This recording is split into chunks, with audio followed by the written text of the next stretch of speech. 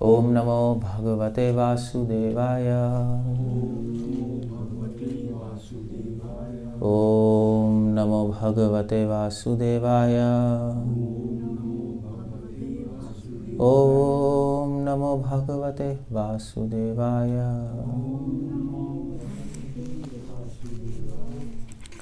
अहम हि सर्वयज्ञानां भोक्ता च प्रभुरेव च। न तु माम् अभिजानन्ति तत्त्वेनातश्चयन्ति ते। पिछले श्लोक में कृष्ण भगवान ने बताया कि कई लोग जो कर्मकांडी लोग हैं वो लोग यज्ञ करते हैं, मगर उन यज्ञों में देवी देवताओं की पूजा करते हैं। और यहाँ आ जाओ आप, नहीं कुछ तो देवी देवताओं की पूजा करते हैं और उनसे कुछ इच्छाएं मांगते हैं। जैसे बहुत सारी इंस्टीट्यूशंस हैं, कुछ लोग वेदों की मतलब जैसे गायत्री की पूजा करते हैं। और वेद माता गायत्री तो है ही। उसके बाद जैसे आर्य समाज है वो भी यज्ञ करते हैं, काफ़ी कुछ यज्ञों में रहते हैं। बट पॉइंट है कि वो सब वेद पढ़ रहे हैं, सब कुछ कर रहे हैं, मगर उनको ये समझ नहीं आया है कि वेदेश सर्वैर अहमेव वेद्यो, कि वेदों का एंड भगवान की पूजा करना है। वो नहीं समझ पाया। उनका दुर्भाग्य क्यों? क्योंकि उनको कोई शुद्ध भक्तों का संग नहीं मिला, इसलिए किसी कंक्लूजन पे पहुंच नहीं पाए। वो वेदों के जंगल में ही घूमते रह गए और खो गए। मगर कृष्णा पे कह रहे हैं अहम ही सर्व यज्ञ नाम, सारे यज्ञ मेरे लिए हैं। यज्ञ कोई देवी देवताओं के लिए नहीं है। इसलिए कृष्ण भगवान ने इंद्र की पूजा रुकवा दी थी। भी ट्रेडिशन से, पुश्तैनियों से नंद बाबा ने कहा कि भी इंद्र का यज्ञ करते हैं हम इस टाइम पे, क्योंकि इंद्र बारिश करते हैं, उससे हमें खाना मिलता है, व्हाटएवर इट इज। तो ऋषि ने का कोई ज़रूरत नहीं है, आप गोवर्धन जी की पूजा करो। गोवर्धन तो एक्चुअली गोवर्धन कृष्णा खुद ही हैं, उन्हीं का प्रतीक है। भगवान ने उस लीला से समझाया कि यज्ञ होना चाहिए तो विष्णु की संतुष्टि के लिए, कृष्ण की संतुष्टि के लिए। इसलिए कृष्ण कह रहे हैं अहम ही सर्व यज्ञ नाम। इसका एक और मतलब हो सकता है, वैसे यज्ञ का मतलब होता है सैक्रिफाइस, त्याग। यज्ञ का मतलब त्याग होता है। भगवान यहाँ पे समझा रहे हैं कि कुछ भी त्याग करना है वो कृष्ण के लिए होना चाहिए। भोग तो कृष्ण के लिए हो ही नहीं सकता, ये तो पॉसिबल ही नहीं है। हम लोग भोग करें, एंजॉय करें तो भगवान के लिए नहीं हो सकता। बट जो त्याग और तपस्या है वो भी कृष्ण के लिए ही होने चाहिए, क्योंकि कई त्यागी हैं, कई तपस्वी हैं जो मोक्ष के लिए त्याग और तपस्या करते हैं, सिद्धियों के लिए करते हैं। कृष्ण कह रहे हैं वो भी मेरे लिए होना चाहिए, अदरवाइज वो त्याग और तपस्या का कोई रोल नहीं है, बेकार है। जैसे ये जो है क्या कहते हैं, हमें तपस्या में अगर कोई बढ़ चढ़ के है तपस्वी लोग, तो ये इनके जैन मुनि है, तो बहुत ज़्यादा कठोर तपस्या करते हैं, कपड़े नहीं पहनते, नहाते नहीं, और हाथ से बाल नोचते रहते हैं और खाते भी खड़े होके। What about that? तपस्या तो बहुत कठोर लगती है। या इतने सारे योगी लोग ऋषिकेश में बैठे हैं, जैसे आपके नागा बाबा, कपड़े भी नहीं पहनते वो लोग, पूरे भस्म लगा के घूमते रहते हैं। या अघोरी लोग जो कि शमशान घाट में बैठते हैं, मतलब बहुत इम्प्रेसिव लगता है वो। और इंडिया में तो अगर कोई ऐसा करे, जैसे कुंभ मेले में जाएं, तो लगते हैं कि बहुत बड़े संत हैं। बट कृष्ण भगवान की ओपिनियन ये नहीं है। कृष्ण भगवान कह रहे हैं वेल तपस्या करनी है तो फिर वो मेरे को खुश करने के लिए होनी चाहिए, मेरे को आनंद देने के लिए होनी चाहिए। ये सब जो भक्ति संत ठाकुर कहते थे ये सब जिम्नास्टिक्स हैं।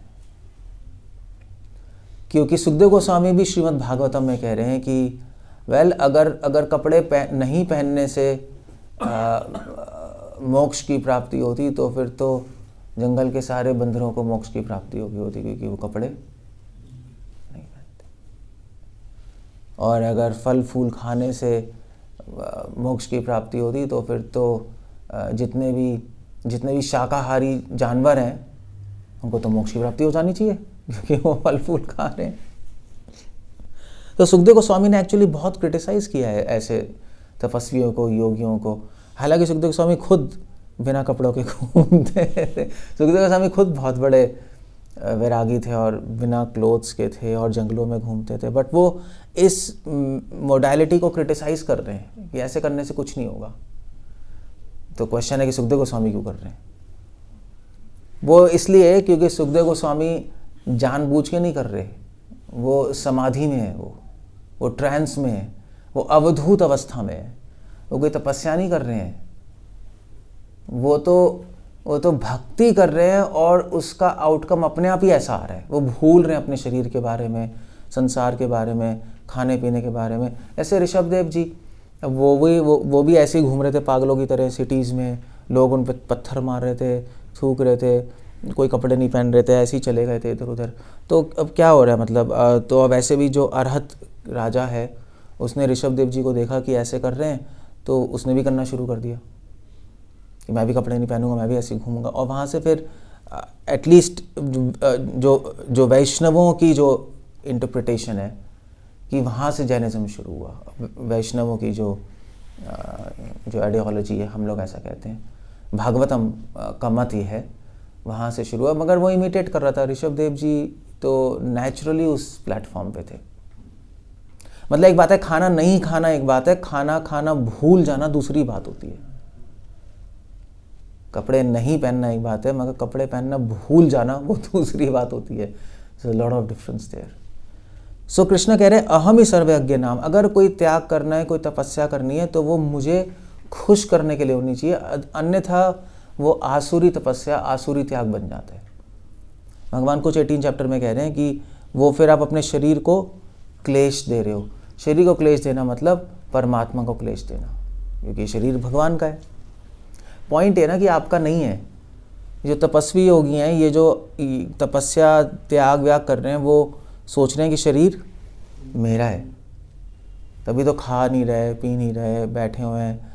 तो मतलब खुद कर रहे हैं तो वो दूसरों को ही बोल सकते तुम भी करो, फोर्स कर सकते हैं, मगर नहीं कर सकते फोर्स, क्योंकि वो शरीर आपका है, दूसरे लोग हैं। बड़े शरीर हमारा नहीं है, भगवान का। सनातन गोस्वामी भी अपने पास टाइम से हमें सिखा रहे हैं कि सनातन गोस्वामी की भी लीला है कि उनको कंडूर हो गया था जब महाप्रभु से मिलने आ रहे थे। मतलब बॉडी पे सोर्स हो गए थे हर जगह, जिससे पस बह रहा था। तो उन्होंने कहा कि मैं अपनी लाइफ दे दूंगा, सुसाइड कर लूँगा मैं जगन्नाथ रथ यात्रा के रथ के नीचे आकर। तो महाप्रभु ने आगे कहा सनातन तुम क्या सोच रहे हो? ये शरीर तुम्हारा नहीं है, शरीर मेरा है और अभी मुझे इससे बहुत ज़्यादा काम करवाने हैं। सो भक्ति अलग चीज़ है। भक्ति में एक्चुअली भक्ति क्या है, तपस्वी और त्यागी क्या है, वो अपने बेनिफिट में लगे हुए हैं। भक्ति है भगवान का बेनिफिट करना, ये बहुत डिफरेंस है। इसलिए हम देखते हैं कि राम भगवान के जो सबसे बड़े भक्त हैं हनुमान जी, वो तो कुछ नहीं कर रहे ऐसा। उन्होंने तो कोई तपस्या नहीं की, उन्होंने तो कोई खाना पीना, मतलब कि वो तो ज़्यादा ही खा रहे हैं हनुमान जी तो मतलब जब सीता माँ का मैसेज लेके आए श्रीलंका से, तो रामायण में लिखा है कि वो लोग सारे हनुमान जी, सुग्रीव और जामवन इतने खुश थे कि आकर उन्होंने कौन था, माताली था, कौन था, जो एक उद्यान था, तो उसमें सारे हनी था, और तो उन्होंने आके सारा उद्यान तोड़ फोड़ दिया, शराब वराब पी ली। और जो माताली था, जो जहाँ पे जो आई थिंक सुग्रीव का मामा था कोई था, तो वहाँ पे सुग्रीव का ही गार्डन था, तो वहाँ पे वो ऐसे एज ए गार्ड थे। तो ये लोग आ गए और इन्होंने सब पेड़ वेड़ तोड़े, शराब वराब हनी वनी पी ली, वहाँ से फ्रूट्स खा लिए। माताली ने रोका, तुम क्या कर रहे हो, तुम लोग पागल हो, सुग्रीव जी कहेंगे। मगर इतने खुश थे कि सीता माँ का हमें एड्रेस मतलब पता मिल गया है कि हनुमान जी ने माताली को थोड़ा पीट दिया, फ्रैक्चर कर दिया उनके सीरियसली हड्डी वड्डी तोड़ दी। तो वहाँ पे फिर सारी न्यूज़ पहुँच गई राम भगवान के पास कि ये पागल हो चुके हैं, इन्होंने माताली के फ्रैक्चर कर दिया है और ऐसे तोड़ फोड़ दिया सारा गार्डन सुग्रीव का, तो आप कुछ करिए। तो राम भगवान बहुत खुश हुए। उनको राम भगवान ने कहा तो ये इतने खुश हैं, इसका मतलब है डेफिनेटली सीता माँ का पता लग चुका है, क्योंकि असंभव है कि हनुमान जी खाने पीना शुरू कर दें और इतना खुश हो जाए, ये असंभव है। सो राम भगवान को वो न्यूज़ सुन के एक्चुअली उल्टा खुशी हुई वहाँ पर। सो क्या हो रहा है, भीम वृकोदरा, भीम जब खाते थे तो nobody could compare to him। Even शिला प्रभुपाद लिख रहे, प्रभुपाद अपने लेक्चर में कहते हैं भीम कभी कभी मीट भी खाते थे। इंटरेस्टिंग है, मैं सुन रहा था प्रभुपाद का lecture, I don't know what's was happening but Prabhupada told that. So Madhvacharya भी, वो भी बहुत खाते थे। सो एक्चुअली अब क्वेश्चन क्या है, कुछ लोग कम खा रहे हैं, कुछ लोग ज़्यादा खा रहे हैं। रघुनाथ दास गोस्वामी एब्सोल्युटली नथिंग, मतलब एक दिन में दो चम्मच मट्ठा पी रहे। रूपा गोस्वामी वैराग्य विद्या निज भक्ति होगा। तो ये दो कॉन्ट्रास्ट चल रहे हैं डिवोशन में, कुछ लोग बिल्कुल ही वैसे कर रहे हैं, कुछ लोग कुछ नहीं खा रहे। सो वो एक्चुअली ये अगर आप पूरा मिला के देखोगे तो ये बता रहे हैं कि देखो भाई, आप चाहे खाओ चाहे नहीं खाओ, चाहे पहनो चाहे नहीं पहनो, व्हाटएवर इट इज़, आप जो भी कर रहे हो कृष्ण को संतुष्ट करने के लिए होना चाहिए, अदरवाइज बेकार है, अदरवाइज श्रमा एव ही केवलम, यूजलेस है। आपको लॉस हो जाए कोई प्रॉब्लम नहीं है, भगवान को लॉस नहीं होना चाहिए। ये भक्ति है, इसको कहते हैं भक्ति। तपस्या त्याग क्या है कि मुझे बेनिफिट हो जाए, भगवान से तो कोई लेना देना नहीं है, वो तो एथिस्टिक लोग हैं, भगवान को तो मानते ही नहीं। सो अगर इसलिए वहाँ पे कह रहे हैं भगवान, अहम ही सर्व यज्ञानाम, 9 चैप्टर 24 वर्स भगवत गीता, अहम ही सर्व यज्ञानाम, सारे यज्ञ, सारी तपस्या, सारा त्याग जो भी है वो सब मुझे संतुष्ट करने के लिए होना चाहिए। इसलिए हमारी लाइफ में हम लोग जो डिवोटीज़ हैं, हमारा सिर्फ मतलब जैसे होता है ना, जैसे मॉडर्न सोसाइटी में कहते हैं विन विन सिचुएशन नहीं कहते, विन मतलब उनको भी फ़ायदा हो जाए, मुझे भी फ़ायदा हो जाए। मगर यहाँ पे डिवोशन में ऐसा नहीं है विन विन सिचुएशन। डिवोशन में है कि भगवान विन हो, चाहे हम हो नहीं हो, उससे फ़र्क नहीं पड़ता, डजंट मैटर। अगर कृष्ण भक्ति के लिए हमें गाड़ी में जाना पड़े, सूट बूट पहनना पड़े, तो हम तैयार हैं। मतलब आफ्टर ऑल भक्ति सिद्धांत सरस्वती ठाकुर से बड़ा रिनंशिएट तो कोई हो ही नहीं सकता। भक्ति ठाकुर ने 9 साल मतलब एक टाइम खा के, वो भी बिल्कुल कम, 9 साल 24 घंटे चैंटिंग करके बिताए तपस्या के कुटिया में, रुद्रद्वीप में। और मतलब इतना ज़्यादा वैरागी थे। और तो चतुर्मास्य में ज़मीन पे रख के मुंह से खाना खाते थे, गोग्रास था।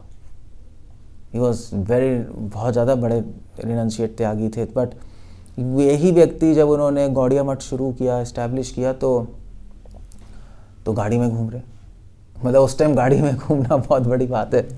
गाड़ी किसके पास होती थी? सूट बूट पहना हुआ है, कोट पहना हुआ है। इनफैक्ट भक्ति संत तो छोड़ो, नित्यानंद प्रभु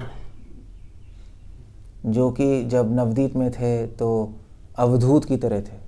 जब महाप्रभु और नित्यानंद प्रभु थे, कपड़े नहीं पहनते थे, ऐसे ही घूमते रहते थे, खाना पीना कुछ नहीं पता, सड़कों पे घूम रहे हैं, हरि नाम कर रहे हैं।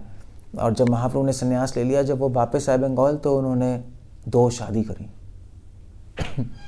और बहुत बड़े महल में पानी हटी में रह रहे थे। और सर पे टर्बन पहना हुआ था जिसमें ज्वेल था, और 10 अंगूठे में भी अंगूठी थी अंगूठे में भी डायमंड की अंगूठियाँ थी 10 उंगलियों में, और हार पहना हुआ था ज्वेल्स का, और सिल्क के कपड़े पहने हुए थे। अब बताओ क्या है? नित्यानंद प्रभु क्या पागल हो गए क्या? भोगी बन गए क्या? नहीं, भक्ति विनोद ठाकुर, भक्ति सरस्वती ठाकुर एक्सप्लेन कर रहे हैं, वो दिखा रहे थे कि मैं पहले वैरागी था, वो भी कृष्ण के लिए, और अब मैं इस तरह से हूँ, वो भी कृष्ण के लिए। चैतन्य महाप्रभु ने कहा था नित्यानंद प्रभु कि तुम जाके प्रीचिंग करो, और मेरी इच्छा है कि तुम अमीर लोगों को प्रीचिंग करो, क्योंकि वो हमारी बात नहीं सुन रहे। और इनफैक्ट नित्यानंद प्रभु के बहुत अमीर अमीर डिसाइपल्स बने। उदाहरण दत्त ठाकुर, बहुत he was a very rich person, मतलब तो आपके ज्वेलर्स जो होते हैं उस टाइम बंगाल के सारा, और जो पूरी कायस्थ कम्युनिटी थी, सबके सब जो कि बहुत बड़े बड़े रिच पीपल थे, रघुनाथ दास गोस्वामी, ये सब, उनके सब लोग नित्यानंद प्रभु के इन्फ्लुएंस में आ गए थे। पूरी जो बनिया कम्युनिटी थी वहाँ बंगाल की, क्यों? क्योंकि अब उन्होंने कहा रिच लोगों को प्रीच करना। महाप्रभु ने कहा मैं नहीं कर पाऊंगा, क्योंकि मैं सन्यासी हूँ, सन्यासियों की कौन सुनता है, अमीर लोग कहाँ सुनते हैं, बेकार है। तो नित्यानंद प्रभु ने क्या किया, अमीर लोगों को प्रीचिंग करनी है, ओके ठीक है, तो मुझे भी दिखाना पड़ेगा कि मैं भी, वरना वो लोग कनेक्ट ही नहीं होंगे। तो उन्होंने आगे 2 शादी कर ली, महल में रह रहे हैं, ऐसे रह रहे हैं, तो बहुत ज़्यादा रिच लोग ज्वाइन होने लगे।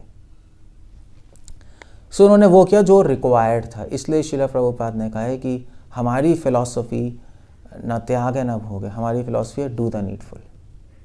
बस हमारी फिलॉसफी है, जो ज़रूरी है वो कर लो, मगर भगवान का यश इस संसार में बढ़ना चाहिए, ये फिलॉसफी। उसके लिए अपनी अपनी आसक्तियाँ छोड़नी पड़ती हैं, वैराग्य से भी अपनी आसक्ति छोड़नी पड़ती है, वो भी एक बहुत बड़ी आसक्ति होती है। वैराग्य से आसक्ति, अपनी साधना से आसक्ति, अपने कॉन्ग्रीगेशन से आसक्ति, वो सभी छोड़नी होती है। और वो छोड़ना मुश्किल होता है, क्योंकि वो हमें आसक्ति लगती नहीं, वो हमें सर्विस लगती है, मगर वो सेवा नहीं है, वो आसक्ति है। सो जैसे श्रील प्रभुपाद जब अपने घर में थे तो 64 राउंड्स करते थे, ऑफ एंड ऑन। बट जब प्रभुपाद ने मूवमेंट शुरू किया तो 16 राउंड्स करने लगे, क्योंकि टाइम ही नहीं था। ये ट्रांसलेशंस कर रहे हैं, लेटर्स कर रहे हैं, ये कर रहे हैं। प्रभुपाद ने अपनी साधना को कम कर दिया दूसरों के कल्याण के लिए। मतलब ऑफ कोर्स इसका मतलब ये नहीं हम ऐसा कर लें हम तो फॉल डाउन ही हो जाएगा। आप प्रभु जी कितने राउंड्स कर रहे हैं? 2 राउंड। क्यों? दूसरों के कल्याण के लिए मैंने 16 माला कम कर दी। That will be absurd. मेरे 16 राउंड्स तो है ही, बट आइडिया ये है कि अपने में ज़्यादा इंटरेस्टेड नहीं होना चाहिए।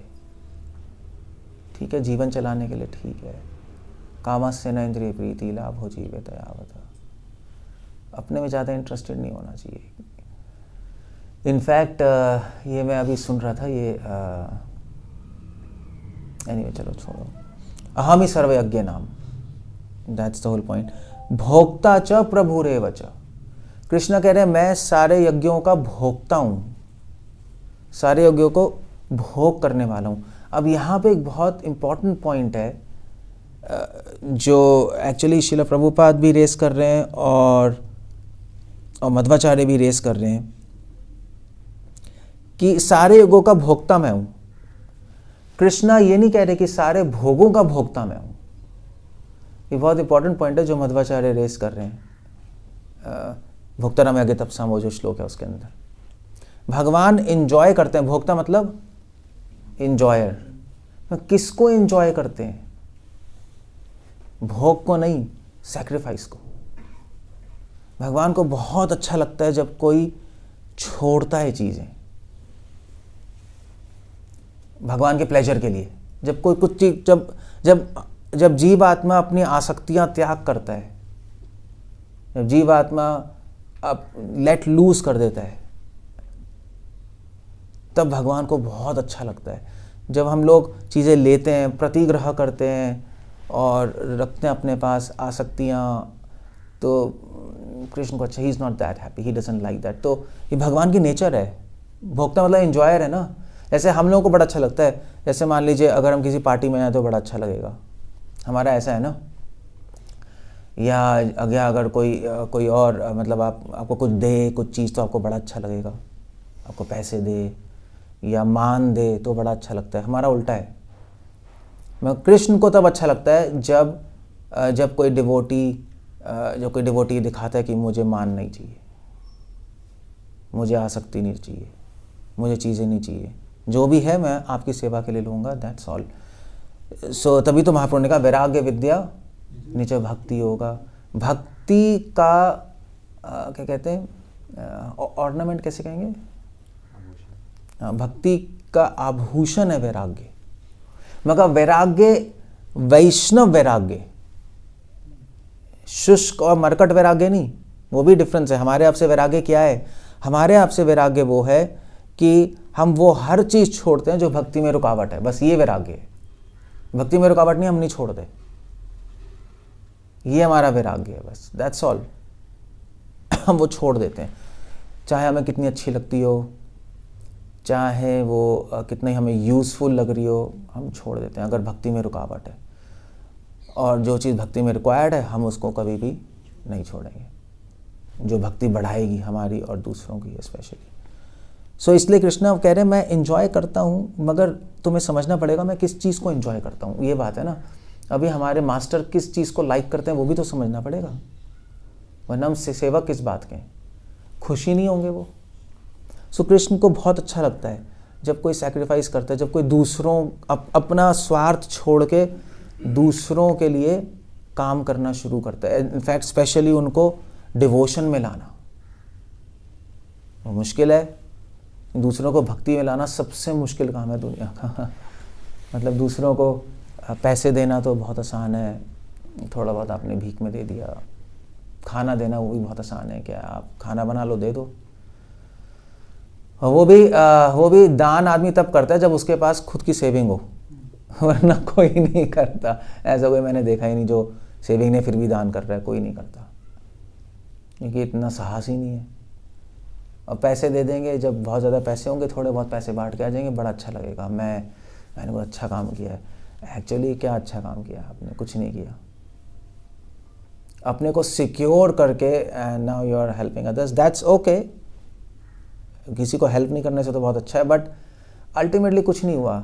अल्टीमेटली तो आपने उसकी हेल्प की नहीं, थोड़ा खाना पैसे देके क्या होगा।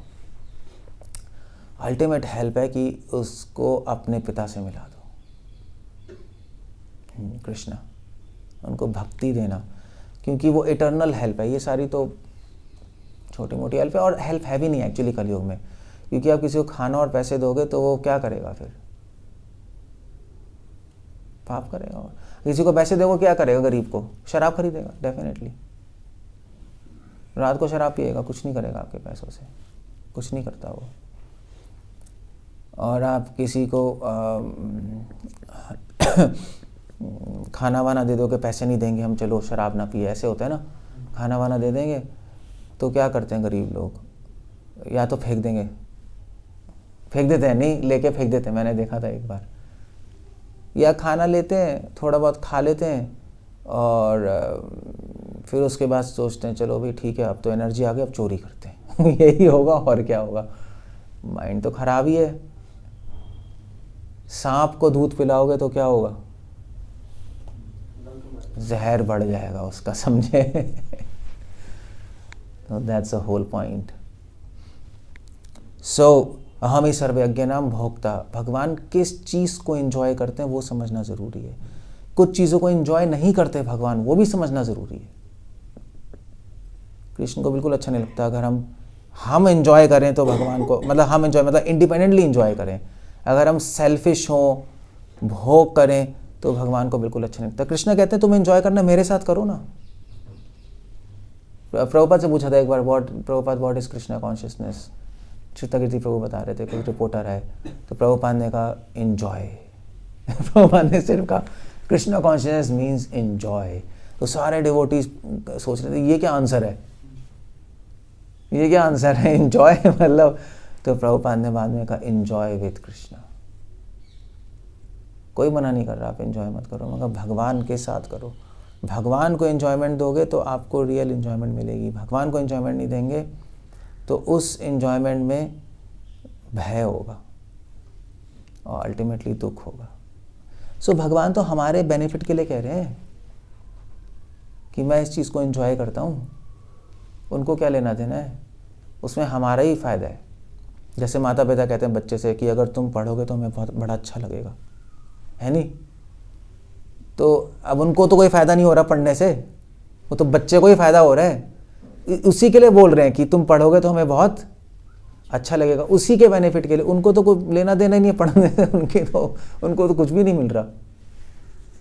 सो कभी कभी दूसरे को एनकरेज करने के लिए ना डिवोटी लोग बोलते थे हमें अच्छा लगेगा, ऐसा होता है ना। तो भगवान ऐसे ही है, भगवान ये कह रहे हैं कि मैं एंजॉय करता हूँ जब तुम त्याग करते हो स्वार्थ का। त्याग करना है तो स्वार्थ को त्याग करना चाहिए, ये भक्ति है, ये गीता का मैसेज है। त्याग करना है तो कपड़े और खाना वाना त्याग के कुछ नहीं होगा, बीमार हो जाओगे आप, देख लेना, अल्टीमेटली बीमार ही हो जाओगे। शरीर तो ऐसे बने नहीं है हमारे, और इतने वीक हैं, ऊपर से न्यूट्रिशन भी नहीं है, कुछ नहीं है। वो फिर भी छोड़ना आसान है। जैसे कार्तिक में सब छोड़ के नहीं बैठ जाते, फास्टिंग करेंगे, हम ये करेंगे, वो करेंगे, स्वार्थ नहीं छूटेगा। उसको छोड़ने के लिए अंदर बहुत ज़्यादा प्रिपरेशन और साहस चाहिए, वो छूटता नहीं जल्दी जल्दी स्वार्थ। मतलब प्रिपरेशन से पहले थोड़ी विवेक भी चाहिए कि मेरे में स्वार्थ है, कहाँ है, ये भी बहुत इंपॉर्टेंट है देखना। सो कृष्णा हमारे बेनिफिट के लिए कह रहे हैं अहम ही सर्वज्ञ नाम भोक्ता च प्रभु रेव च। कृष्णा इंजॉयर भी हैं और कृष्णा प्रभु कंट्रोलर भी हैं। तो कृष्णा कह रहे हैं मैं कंट्रोलर हूँ, मैं ही सब कुछ अपने डिवोटीज की लाइफ में, मैं सब कुछ कंट्रोल करता हूँ, मैं ही सब कुछ कर रहा हूँ अपने डिवोटी की लाइफ में।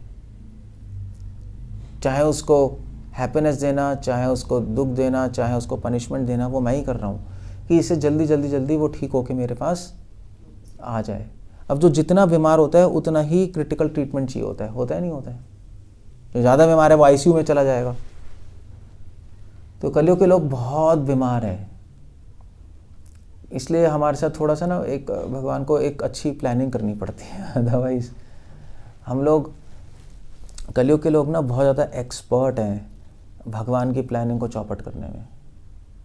हमने कुछ सीखा है तो यही सीखा है कि भगवान की प्लानिंग हम चौपट करते रहेंगे, ख़राब कर देंगे। भगवान ने सोचा होगा कि एक महीने में इसको मैं 50% से 60% डिवोशन में ले आऊँगा। वो अपना प्लान, वो अब सोच रहा है मैं एक महीने में यार ज़्यादा मंदिर नहीं जाऊँगा, ज़्यादा भक्ति बहुत हो गया, थोड़ा रिलैक्स करेंगे। उल्टा चल रहा है उसका माइंड। इसलिए कृष्णा कह रहे हैं प्रभु मैं कंट्रोलर हूँ, मेरे साथ कॉपरेट करो। You have to cooperate with me. मैं तो तुम्हारी लाइफ को कंट्रोल कर लूँगा, मैं तो तुम्हारी लाइफ को लीड कर दूंगा, मैं तुम्हारी गाड़ी चला लूँगा, मगर तुम्हें आराम से बैठना तो पड़ेगा। मैं गाड़ी चलाऊंगा, कभी तेज चलाऊंगा, कभी तेज टर्न लूँगा, तुम चिल्लाते रहोगे तेज चला रहे हो, धीरे करो, ऐसा होता है नहीं? बचपन में मैं छोटा था तो मेरे फादर कभी कभी जैसे रात को आते थे बहुत दूर से, मतलब जैसे पार्टी से, तो पूरे खाली होता था मयूर विहार, तो पूरा जानबूझ के तेज चलाते थे, तुम चलाते थे, रुको चिल्लाते रहते, आप धीरे करो, जानबूझ के नहीं। सो अब माया के इस जंगल से निकालने के लिए भगवान अगर गाड़ी चलाएंगे तो फिर डीप टर्न्स होंगे, इधर उधर गाड़ी मुड़ेगी, स्किड भी होगी, फास्ट भी चलेगी। आपको चुप बैठना है, मुंह बंद करके, चिल्लाते रहोगे हाँ क्या हो रहा है कृष्णा, ये वो तंग करते रहेंगे, ले तू चला मैं जा रहा हूँ। You have to keep quiet. बहुत सारी चीज़ें होंगी आपकी लाइफ में, आपको चुप बैठ के टॉलरेट करना पड़ेगा, तब भगवान एक चला पाएंगे ढंग से, आपको निकाल पाएंगे, वरना वही परेशान हो जाएंगे और फिर छोड़ देंगे फिर। इसलिए कह रहे हैं कृष्णा कंट्रोलर हूँ मैं, कॉपरेट करो मेरे साथ। तुम कॉपरेट नहीं करोगे तो प्रोजेक्ट पूरा नहीं होगा, सिर्फ मैं ही थोड़ा ना कर लूँगा अकेले। भाई अगर स्टूडेंट को पास होना है तो स्टूडेंट को भी टीचर से कॉपरेट करना पड़ेगा। टीचर चाहे कितने एक्सपर्ट हो क्या कर लेगा, स्टूडेंट ही अगर नहीं पढ़ना चाहे, क्लास मिस कर दे, शैतानी करे, तो टीचर क्या कर लेगा उसके अंदर।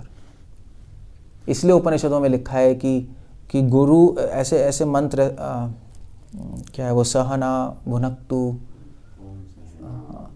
हाँ, तो वो डिसाइपल गुरु के लिए ही है कि डिसाइपल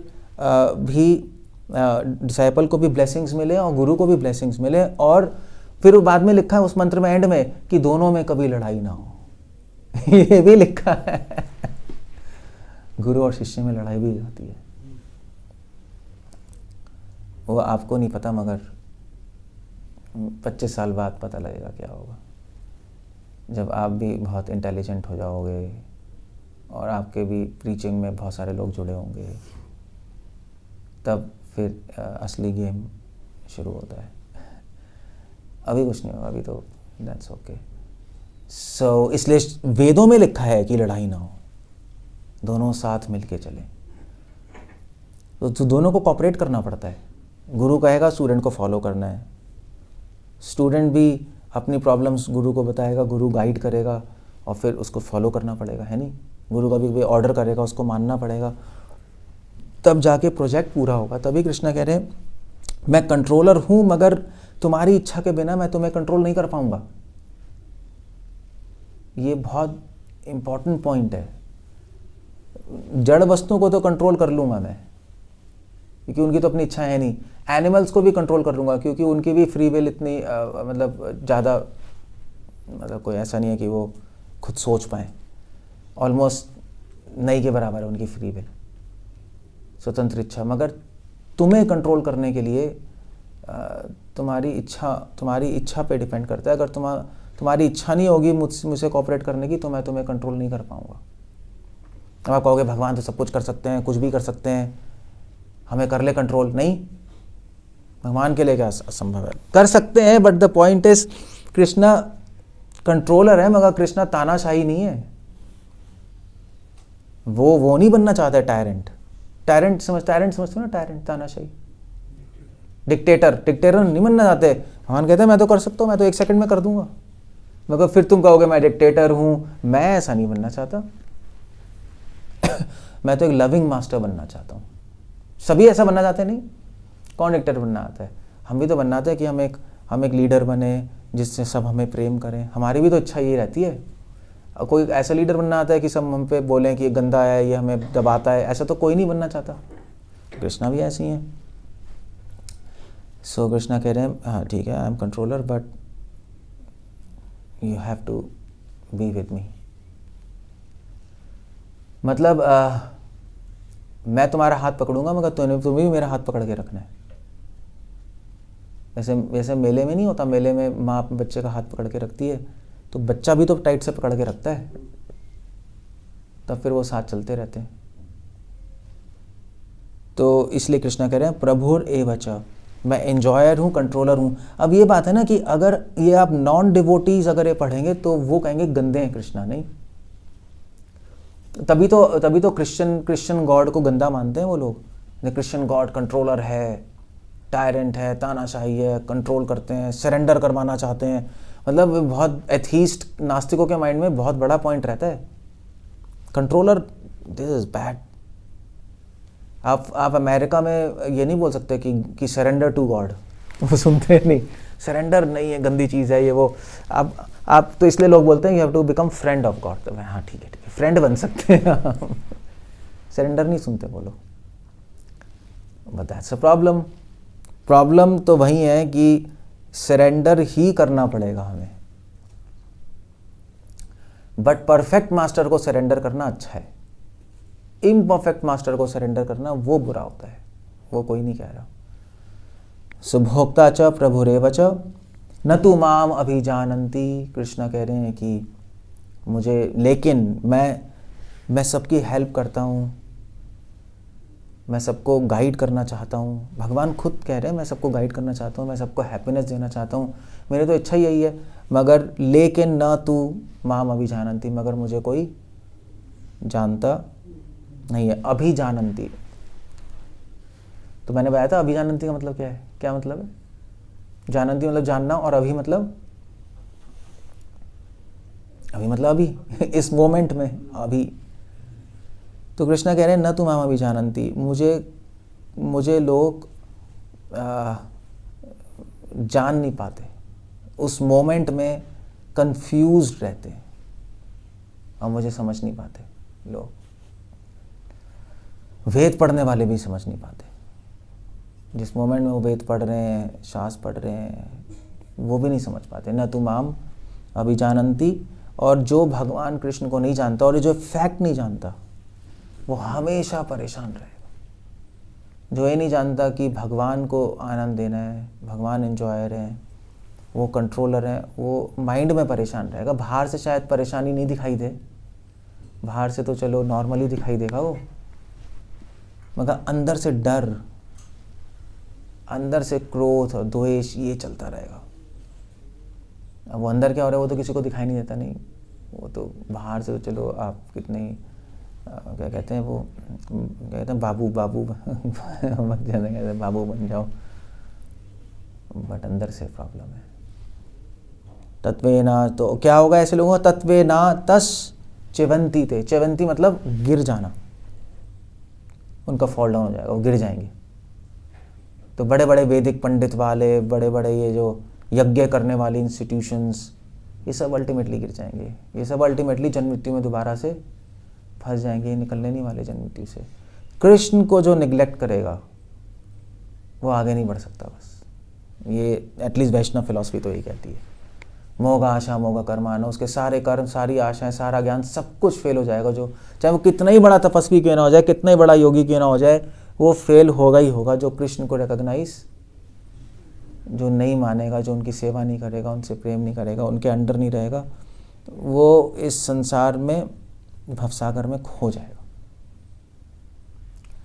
जो भगवान एक वार्निंग भी दे रहे हैं, भगवान वार्निंग्स भी देते हैं, मुझे प्रेम करो मैं तुम्हें प्रेम करूंगा, तो मुझे प्रेम नहीं करोगे तो फिर तैयार रहो। That's the idea there. So कभी कभी हेल्प भी करते हैं, कभी कभी डराते भी हैं। कृष्ण डरा भी रहे हैं हमारे बेनिफिट के लिए कि तत्वेनातस चबंती थे। तत्वेनातस मतलब कि एक्चुअली जो उनका जितनी भी फिलोसॉफिकल अंडरस्टैंडिंग है सब खत्म हो जाएगी। मैं इतनी मुश्किल से उन्होंने वेद समझे, लोगों ने, पंडितों ने, इन्होंने कह रहे हैं कि वो सब बेकार हो गया, वो सब अपने सिद्धांतों से गिर जाएंगे, उसका पालन नहीं कर पाएंगे, वो गिर जाएंगे। इस लाइफ में गिरे, नेक्स्ट लाइफ में गिरे, गिर जाएंगे वो। विश्वामित्र गिरी गए अपने सिद्धांतों से, और क्या हो गया। शौबरी मुनि गिरी गए, कहाँ पालन कर पाए वो। सो दैट्स द आइडिया दे। प्रभुपाद यहाँ पे वर्णाश्रम सिस्टम ला रहे हैं, पपट में ला रहे हैं कि वर्णाश्रम, भगवान यहाँ पे वर्णाश्रम की बात भी कर रहे हैं यहाँ पर, क्योंकि वर्णाश्रम में यज्ञ, बहुत सारे गृहस्थ आश्रम में यज्ञ किया जाता है। मतलब वर्ण आश्रम में यज्ञ सबसे इंपॉर्टेंट है। मतलब सन्यासी लोग यज्ञ करते हैं किसका, ज्ञान यज्ञ, सॉरी सन्यासी लोग यज्ञ करते हैं अभय यज्ञ, अभय दान यज्ञ, दूसरों को अभय देते हैं। ब्रह्मचारी करते हैं ज्ञान यज्ञ, गृहस्थ करते हैं वित्त यज्ञ, मतलब पैसे दान करते हैं, अन्न दान करते हैं। सो ये सारे के सारे यज्ञ हैं। तो प्रभुपाद यहाँ पे वर्णाश्रम धर्म ला रहे हैं। कृष्ण कह रहे हैं वर्णाश्रम धर्म जो है उसका अल्टीमेट एम है भगवान कृष्ण को प्लीज़ करना, और अल्टीमेट एम है प्रभुर्च, अल्टीमेट एम है वर्णाश्रम धर्म कि हम भगवान के ऑर्डर्स के अंडर चलें। भी किसको क्या करना है वो भगवान जो एडवाइस कर रहे हैं हम वो करें, अपने मन से कुछ भी ना करते रहें। तो ये एक दूसरा एंगल है श्लोक को देखने का, वर्णाश्रम धर्म। भगवान कह रहे हैं जो वर्णाश्रम धर्म पालन नहीं करेगा वो गिर जाएगा। ये भी एक एंगल है श्लोक का, अगर वर्णाश्रम की दृष्टि से देखें। अगर आप किसी आश्रम में नहीं होगे तो अल्टीमेटली गिर जाओगे, पर एडवांस नहीं कर पाओगे। आपको किसी आश्रम में आना ही पड़ेगा, बीच में नहीं लटक सकते आप, असंभव है। जो बीच में लटकते हैं उनको बोलते हैं वरण शंकर, वो कहीं है ही नहीं, वो हवा में लटके हुए हैं। तो फिर वो एडवांस नहीं करता पाते, प्रॉब्लम्स होती हैं उनको। सो अगर आप गृहस्थ हो तो भगवान क्या एक्सपेक्ट कर रहे हैं गृहस्थों से वो फॉलो करना है हमें, उनके कंट्रोल में रहना है। अगर आप ब्रह्मचारी तो भगवान क्या एक्सपेक्ट कर रहे हैं वो हमें फॉलो करना है। और वैसे भी पता है ये जो है ना कंट्रोल तब तक लगता है जब हमें ये नहीं पता कि वो हमारा बेनिफिट चाहते हैं, नहीं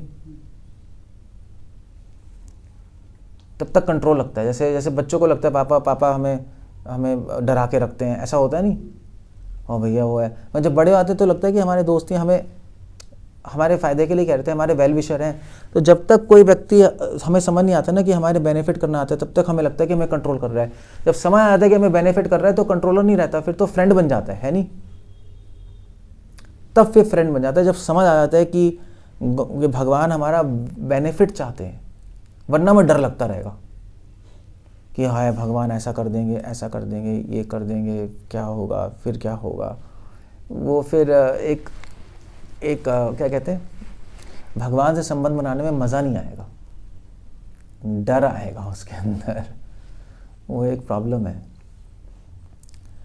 सो दैट्स द होल पॉइंट। वर्णाश्रम की दृष्टि से भी आप इस श्लोक को, वर्णाश्रम के नियम हमें नियम लगेंगे, हार्ड लगेंगे, हमें ये भी फॉलो करना है, ये भी फॉलो करना है, ऐसा लगता है ना, ये सारे इतने रूल्स फॉलो करने। जो कृष्णा कॉन्शियस में आते हैं उनको भी कहते हैं इतने सारे नियम हैं, कैसे होगा। वेल वो मूर्ख हैं, क्योंकि जब वो भक्ति में आगे बढ़ेंगे उनको पता लगेगा ये नियम तो मेरे बेनिफिट के लिए बनाए हुए थे, और हम सोच रहे हैं इतने सारे नियम हैं। तो ऐसे बच्चा क्लास में जाता, जैसे हम स्कूल में नहीं थे, कहते हैं यार एक क्लास होती रहती है, फिर 2 बजे लंच होता है और फिर से क्लास हो जाती है, क्या बड़ा थक गए, नहीं मतलब अजीब सा लगता है ना, 1-1 घंटा टॉलरेट करना हो जाता है, क्या चल रहा है। मगर उस डिसिप्लिन से तो बच्चा फिर एक इंजीनियर, डॉक्टर बनता है, तो उसका फ़ायदा है। इसलिए कृष्णा कह रहे हैं कि कंट्रोल तुम्हें तब तक कंट्रोल लगेगा जब तक तुम ये नहीं समझोगे कि मैं तुम्हारा बेनिफिट चाहता हूँ। सुहृदम सर्वभूतानाम। तो अगर आपको नियम पालन करने में प्रॉब्लम हो रही है, या आपको लग रहा है कौन करेगा, अपने मन से करेंगे, तो इसका मतलब है कि आप अभी कन्विंस नहीं हो कि कृष्णा आपके सुहृद हैं, आपका बेनिफिट चाहते हैं। बेनिफिट अगर आपको समझ आ गया फिर तो स्वीकार कर लोगे, ठीक है कृष्णा आप जो कह रहे हैं मैं करूँगा, क्योंकि मेरे बेनिफिट तो है। मैं कोई मूर्ख थोड़े ना हूँ कि जो आप मेरे भले के लिए तो कह रहे हैं, ठीक है बस हम कर लेंगे, दैट्स ऑल। सो ये बात होती है, इसलिए भुक्ता चा प्रभु रे वचन, that's the whole point. Okay, Hare Krishna, Shrila Prabhupada की जय। कुछ पूछना है, कुछ कहना है? अभी 2-3 मिनट है।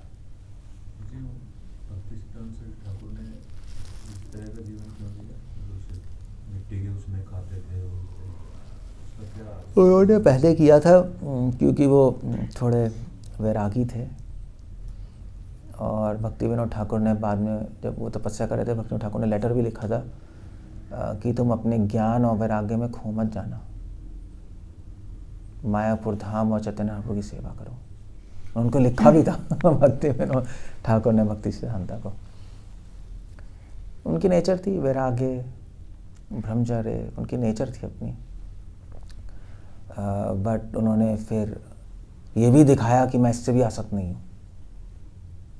उन्होंने दिखाया बाद में, सूट बूट पहन के घूम रहे थे, गाड़ियों में घूम रहे हैं। उन्होंने कहा मैं भगवान की सेवा के लिए कुछ भी कर सकता हूँ। उन्होंने ये भी कहा था कि वैसे तो मैं जो ब्रह्मचर्य में बहुत इंटरेस्ट है और मुझे यही अच्छा लगता है। उन्होंने भी कहा था कि मैं 1000 बार शादी करने को तैयार हूँ अगर मैं कृष्णा कॉन्शियस बच्चे उत्पन्न कर पाऊँ,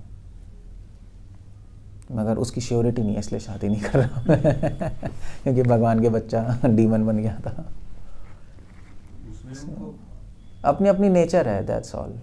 उनके केस में हम ज़्यादा सोच नहीं सकते कि उसमें उनको मज़ा आ रहा था, क्या आ रहा था।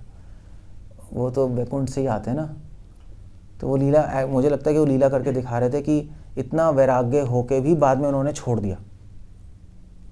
तो वो हमें दिखा रहे थे कि इससे भी आसक्त नहीं होना, जहाँ तक मेरी जो अंडरस्टैंडिंग है। अदरवाइज और तो कुछ सोच ही नहीं सकते उनके बारे में, वो तो ऐसे क्लियर ऑफेंस हो जाएगा। तो इंटरप्रिटेशन तो ये है कि उन्होंने बहुत वैराग्य दिखाया और फिर छोड़ा। जैसे नित्यानंद प्रभु, वो भी पूरा चल रहे हैं, ये कर रहे हैं, वो कर रहे हैं, फिर छोड़ दिया सब कुछ। तभी तो आदमी कन्विंस होगा, अरे यार इन्होंने छोड़ कैसे दिया, तो चक्कर है क्या तो ये पॉइंट है बस। कई बार बोला जाता है कि लेक्चर में भी कि ये कर लो तो पाप धुल जाएंगे। ये लेक्चर में बोला जाता है ये कर लो तो पाप धुल जाएंगे, या गंगा जी में स्नान कर लो तो। किसके लेक्चर में?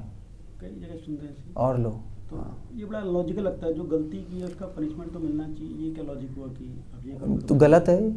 ये तो नेक्टर डिवोशन इंस्ट्रक्शन रूपा गोस्वामी लिख रहे हैं। सुखदेव गोस्वामी कह रहे गंगा जी में स्नान करने से पाप कट जाते, तो जितनी भी मछलियां हैं उनके तो पाप ही नहीं होने चाहिए। वो तो पहले ही मोक्ष, मगर वो तो अंदर ही रह रही है, उसके उनके तो पाप खत्म नहीं हो रहे। सो ये सब बेकार की बात है। इसको हाथी स्नान कहते हैं। हाथी ऐसे नहा के फिर मिट्टी डाल लेता है अपने पे, वही बात है। वो गया, अगर मान लीजिए पाप करते भी हैं तो फिर से आके पाप शुरू कर दी, पाप वासना नहीं खत्म हुई। तो थोड़े बहुत पाप तो करते ही हैं क्योंकि गंगा जी की अपनी पोटेंसी है। अल्टीमेटली कोई फायदा नहीं, क्योंकि फिर से पाप वासना तो खत्म नहीं, पाप में फिर से फंस जाएगा। सो बेकार की बात है ये सब। इसलिए तो कह रहे हैं नरोत्तम ठाकुर कि तीर्थेर भ्रमण केवल भ्रम मनेर भ्रम, कि तीर्थों में भ्रमण करना, इधर उधर जाना केवल मन का भ्रम है। मतलब ये ऐसा नहीं है कि तीर्थों में जाना गलत है, ये तीर्थों की अपनी महानता है, बट वैष्णवों के लिए ठीक है, क्योंकि वैष्णव भक्ति की दृष्टि से जाते हैं तीर्थों में। वो नरोत्तम ठाकुर भोगियों के लिए कह रहे हैं जो ये कहते हैं जाके स्नान कर लो, उधर चले जाओ पाप कट जाएंगे, उधर चले जाओ पाप कट जाएंगे, वो सब बेकार है। हम लोग धाम, वैष्णव लोग धाम पाप काटने थोड़े ना जाते हैं। वैष्णव तो धाम जाते हैं भगवान की प्रशंसा और गुणगान करने के लिए, साधु संग लेने के लिए। सो वो एक डिफरेंस है। सो इसलिए वो सब तो केवल भ्रम है, केवल पाप कट जाएंगे, सब हो जाएगा, बेकार की बात। हाँ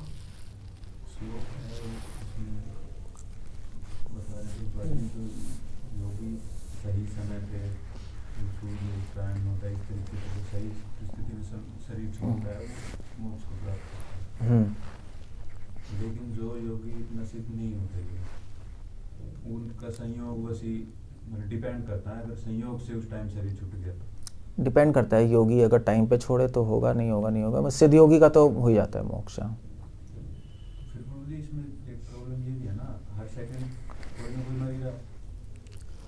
हर सेकंड कोई ना कोई मर रहा है, वो तो है ही। हर सेकंड 6 लोग मरते हैं, ये डाटा है पूरे वर्ल्ड में। तो उस समय में भी मर रहे होंगे, उस समय ही मर रहे होंगे। तो क्या वो भी जा रहे हैं? कहाँ जा रहे हैं? मोक्ष प्राप्त करने। क्यों, ऐसे ही कोई मरेगा तो थोड़ा ना मोक्ष मिल जाएगा। प्रभुपाद जी तात्पर्य, बलदेव को उठाना, नरसिंह कोई थके हुए हैं लोग हैं। प्रभुपाद जी तात्पर्य में बोल रहे हैं कि जो सिद्ध होते हैं योगी, वो सही समय पे शरीर छोड़ सकते, इतनी कैपेसिटी होती है उनकी, वो सही समय पे शरीर। हाँ, सिद्ध लोग तो सही समय पे छोड़ देते हैं। हाँ, लेकिन जो सिद्ध नहीं होते, जो ऐसे लोग हैं, वो संयोग वैसे डिपेंड करता है। तो अगर संयोग से छूटा शरीर तो मोक्ष हो जाएगा, वरना नहीं। हाँ तो ठीक है। जो इतना उच्च अवस्था में है ही नहीं, वो कैसे मोक्ष प्राप्त कर देगा, चाहे किसी टाइम समय पे छोड़े? नहीं, वो अगर संयोग, वो मोक्ष की परिभाषा भी अलग है। अगर कोई इतना एलिवेटेड नहीं है और सही टाइम पे छोड़ रहा है शरीर, तो वहाँ पे मोक्ष की परिभाषा चेंज हो जाती है। मोक्ष का मतलब पापों से मुक्ति भी हो सकती है।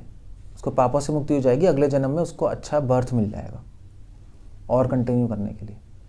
उसको जन्म मृत्यु से मोक्ष नहीं मिलेगा। तो मोक्ष की डेफिनेशंस अलग अलग है। तो जहाँ शास्त्रों में लिखा है इसको मोक्ष मिल जाएगा, तो वहाँ पे परिभाषा अलग है। सिद्ध को मोक्ष मिलेगा, वहाँ परिभाषा अलग है। वैष्णव को मोक्ष मिलेगा, वो परिभाषा बिल्कुल अलग है, वो प्रेम है। तो डिफरेंस है उसमें। क्या कह रहे हो जनाब? Okay, so will end up here. Finish. Hare Krishna. Shrila Prabhupada की जय।